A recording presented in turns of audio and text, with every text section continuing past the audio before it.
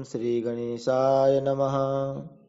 वागर्थाविव सम्पृक्तौ वागर्थप्रतिपत्तये जगतः पितरौ वन्दे पार्वती परमेश्वरौ।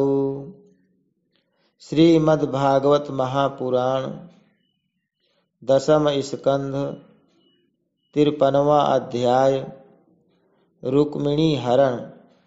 ओम नमो भगवते वासुदेवाय। श्रीशुक उवाच। वैदर्भ्याः सतु सन्देशं निशम्य यदुनन्दनः प्रगृह्य पाणिना पाणिं प्रहसन्निदमब्रवीत्। श्रीभगवानुवाच। तथाहमपि मच्चित्तो निद्रां स न लभे निशि वेदाहं रुक्मिणा द्वेषान् ममोद्वाहो निवारितः। तामानयस्य उन्मथ्य राजन्यापसदान् मृधे मत्परामनवद्यांगी मेधसोऽग्निशिखामिव।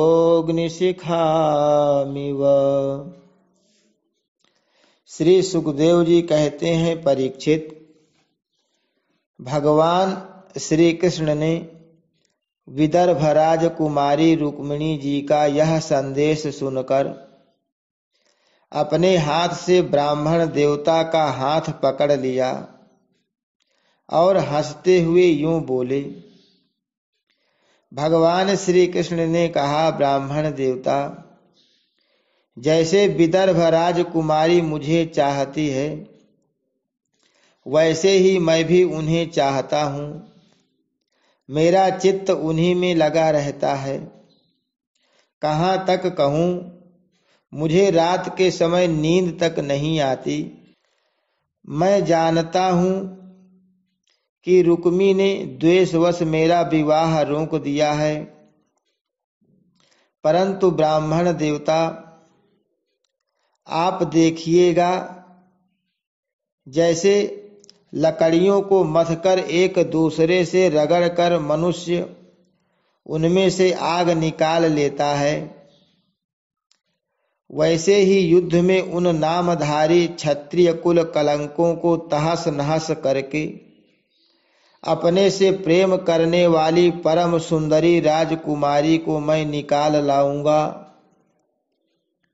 श्री सुखदेव जी कहते हैं, परीक्षित, मधुसूदन श्री कृष्ण ने यह जानकर कि रुक्मिणी के विवाह की लग्न परसों रात्रि में ही है, सारथी को आज्ञा दी कि दारुक तनिक भी विलंब न करके रथ जोत लाओ।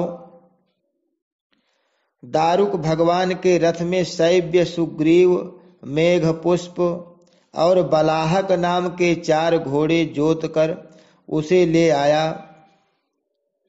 और हाथ जोड़कर भगवान के सामने खड़ा हो गया।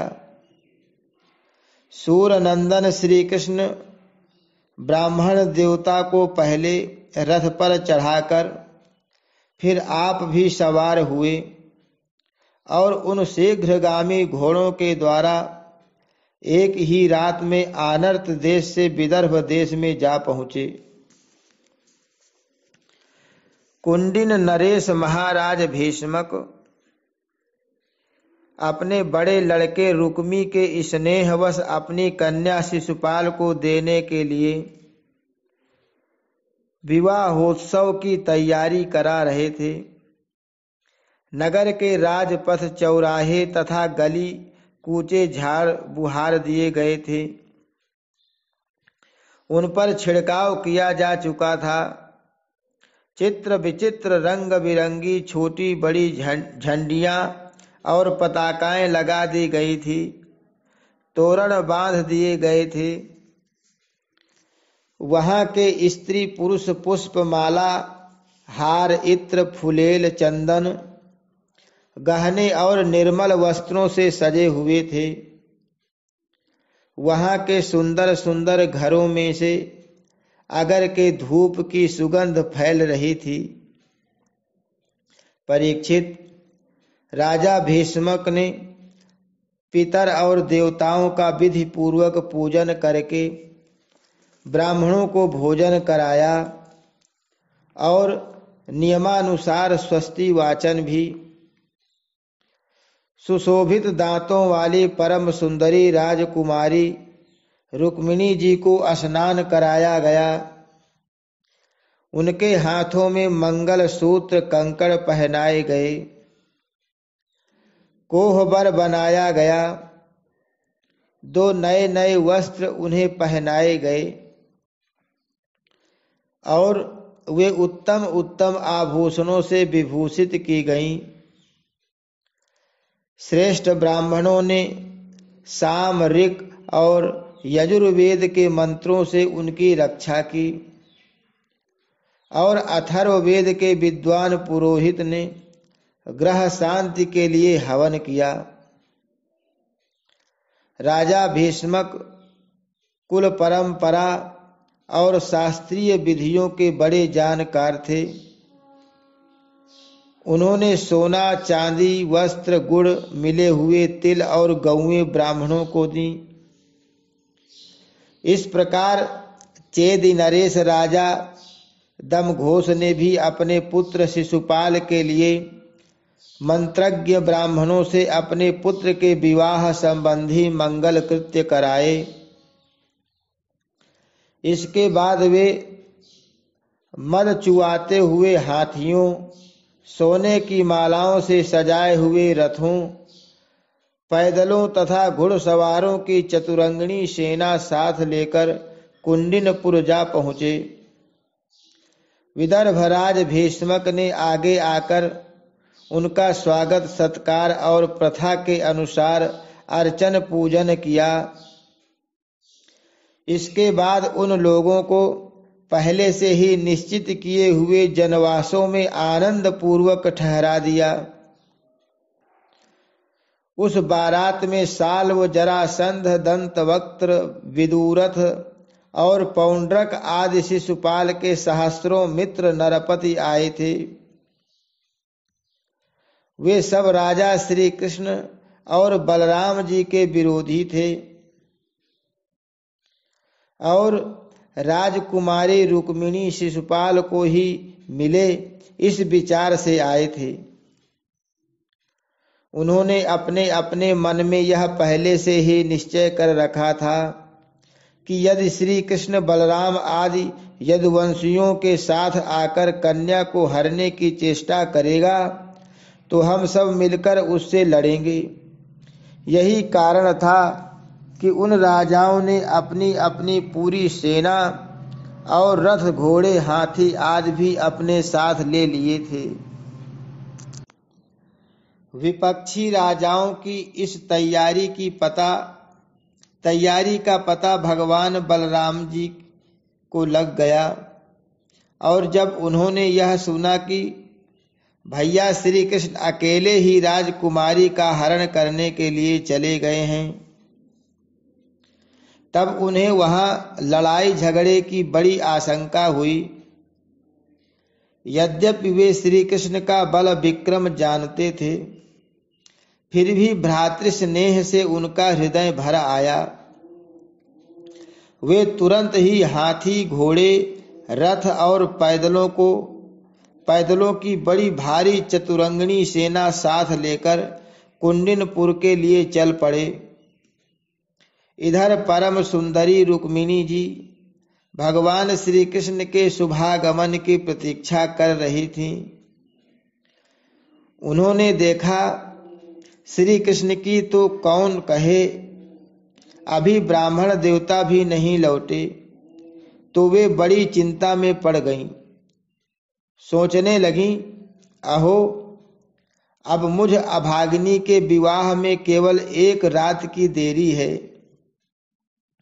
परंतु मेरे जीवन सर्वस्व कमल नयन भगवान अब भी नहीं पधारे। इसका क्या कारण हो सकता है? कुछ निश्चय नहीं मालूम पड़ता। यही नहीं, मेरे संदेश ले जाने वाले ब्राह्मण देवता भी तो अभी तक नहीं लौटे। इसमें संदेह नहीं कि भगवान श्री कृष्ण का स्वरूप परम शुद्ध है और विशुद्ध पुरुष ही उनसे प्रेम कर सकते हैं। उन्होंने मुझ में कुछ न कुछ बुराई देखी होगी, तभी तो मेरे हाथ पकड़ने के लिए, मुझे स्वीकार करने के लिए उद्यत होकर वे यहाँ नहीं पधार रहे हैं। ठीक है, मेरे भाग्य ही मंद हैं। विधाता और भगवान शंकर भी मेरे अनुकूल नहीं जान पड़ते। यह भी संभव है कि रुद्र पत्नी गिरिराज कुमारी सती पार्वती जी मुझसे अप्रसन्न हों। परीक्षित, रुक्मिणी जी इसी उधेड़ बुन में पड़ी हुई थी। उनका संपूर्ण मन और उनके सारे मनोभाव भक्त मन चोर भगवान ने चुरा लिए थे। उन्होंने उन्हीं को सोचते सोचते अभी समय है ऐसा समझकर अपने आंसू भरे नेत्र बंद कर लिए। परीक्षित, इस प्रकार रुक्मिणी जी भगवान श्री कृष्ण के शुभागमन की प्रतीक्षा कर रही थी।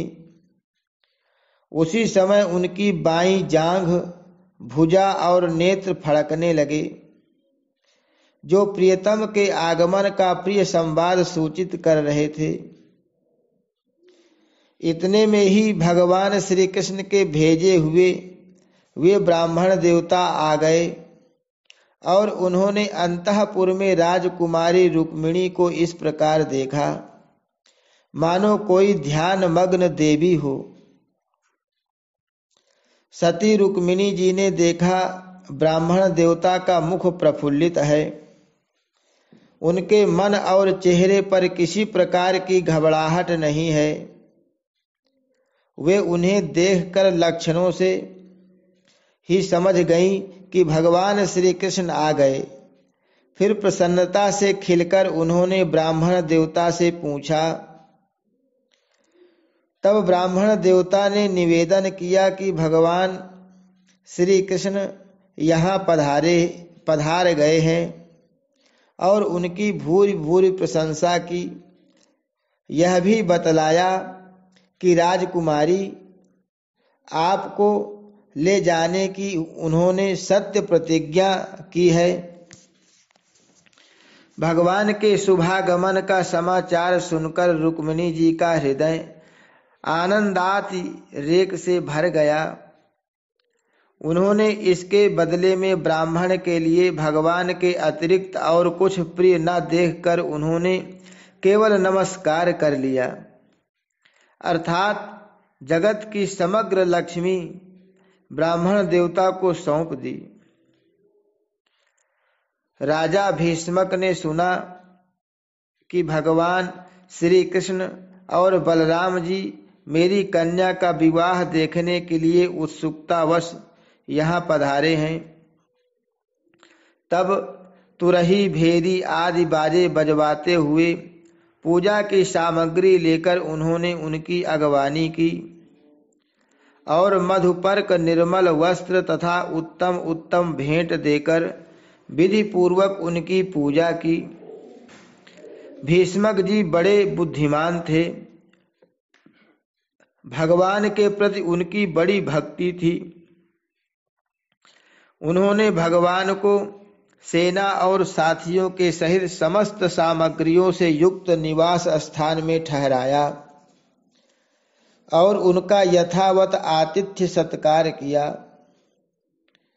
विदर्भराज भीष्मक जी के यहाँ निमंत्रण में जितने राजा आए थे, उन्होंने उनके पराक्रम, अवस्था, बल और धन के अनुसार सारी इच्छित वस्तुएं देकर सबका बहुत सत्कार किया। विदर्भ देश के नागरिकों ने जब सुना कि भगवान श्री कृष्ण यहाँ पधारे हैं, तब वे लोग भगवान के निवास स्थान पर आए और अपने नयनों की अंजलि में भर भर कर उनके वदनार बिंद का मधुर मकरंद रसपान करने लगे। वे आपस में इस प्रकार बातचीत करते थे, रुक्मिणी इन्हीं की अर्धांगिनी होने के योग्य है और ये परम पवित्र मूर्ति श्याम सुंदर रुक्मिणी के ही योग्य पति हैं। दूसरी कोई इनकी पत्नी होने के योग्य नहीं है। यदि हमने अपने पूर्व जन्म या इस जन्म में कुछ भी सत्कर्म किया हो तो त्रिलोक विधाता भगवान हम पर प्रसन्न हो और ऐसी कृपा करें कि श्याम सुंदर श्री कृष्ण ही विदर्भ राजकुमारी रुक्मिणी जी का पाणी ग्रहण करें। परीक्षित, जिस समय प्रेम परवश होकर पुरवासी लोग परस्पर इस प्रकार बातचीत कर रहे थे, उसी समय रुक्मिणी जी अंतःपुर से निकलकर देवी जी के मंदिर के लिए चलीं। बहुत से सैनिक उनकी रक्षा में नियुक्त थे। वे प्रेम मूर्ति श्री कृष्णचंद्र चरण कमलों का चिंतन करती हुई भगवती भवानी के पाद पल्लवों का दर्शन करने के लिए पैदल ही चलीं। वे स्वयं मौन थीं और माताएं तथा सखी सहेलियां सब ओर से उन्हें घेरे हुए थीं। सूरवीर राज सैनिक हाथों में अस्त्र शस्त्र उठाए कवच पहने उनकी रक्षा कर रहे थे। उस समय मृदंग, शंख, ढोल, तुरही और भेरी आदि बाजे बज रहे थे।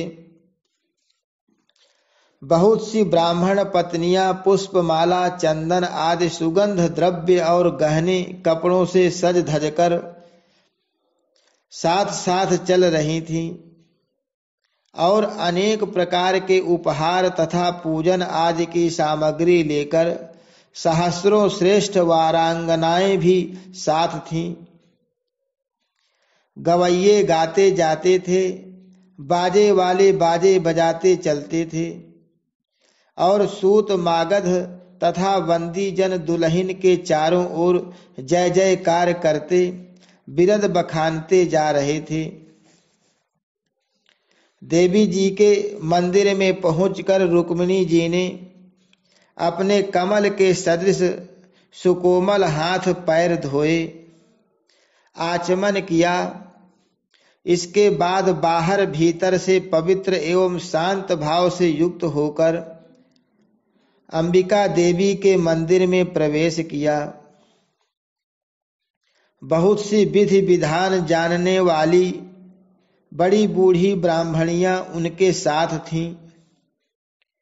उन्होंने भगवान शंकर की अर्धांगिनी भवानी को और भगवान शंकर जी को भी रुक्मिणी जी से प्रणाम करवाया।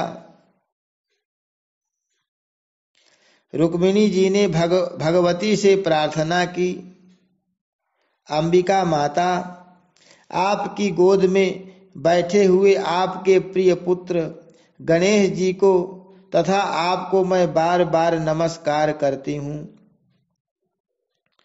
आप ऐसा आशीर्वाद दीजिए कि मेरी अभिलाषा पूर्ण हो। भगवान श्री कृष्ण ही मेरे पति हों। इसके बाद रुक्मिणी जी ने जल, गंध, अक्षत, धूप, वस्त्र, पुष्पमाला, हार, आभूषण, अनेक प्रकार के नैवेद्य, भेंट और आरती आदि सामग्रियों से अंबिका देवी की पूजा की। तदनंतर उस सामग्रियों से तथा नमक, पुआ, पान, कंठसूत्र, फल और ईख से सुहागिन ब्राह्मणियों की भी पूजा की। तब ब्राह्मणियों ने उन्हें प्रसाद देकर आशीर्वाद दिए और दुल्हन ने ब्राह्मणियों और माता अंबिका को नमस्कार करके प्रसाद ग्रहण किया। पूजा अर्चा की। विधि समाप्त हो जाने पर उन्होंने मौन व्रत तोड़ दिया और रत्न जटित अंगूठी से जगमगाते हुए कर कमल के द्वारा एक सहेली का हाथ पकड़कर वे गिरजा मंदिर से बाहर निकली। परीक्षित, रुक्मिणी जी भगवान की माया के समान ही बड़े बड़े धीर वीरों को भी मोहित कर लेने वाली थीं। उनका कटिभाग बहुत ही सुंदर और पतला था। मुखमंडल पर कुंडलों की शोभा जगमगा रही थी। वे किशोर और तरुण अवस्था की संधि में स्थित थीं। नितंब पर जड़ाऊ करधनी शोभायमान हो रही थी।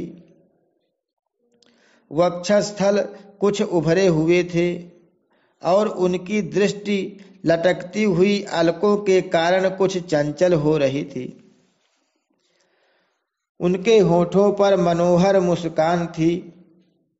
उनके दांतों की पांत थी तो कुंद कली के समान परम उज्ज्वल, परंतु पके हुए कुंदरू के समान लाल लाल होठों की चमक से उस पर भी लालिमा आ गई थी।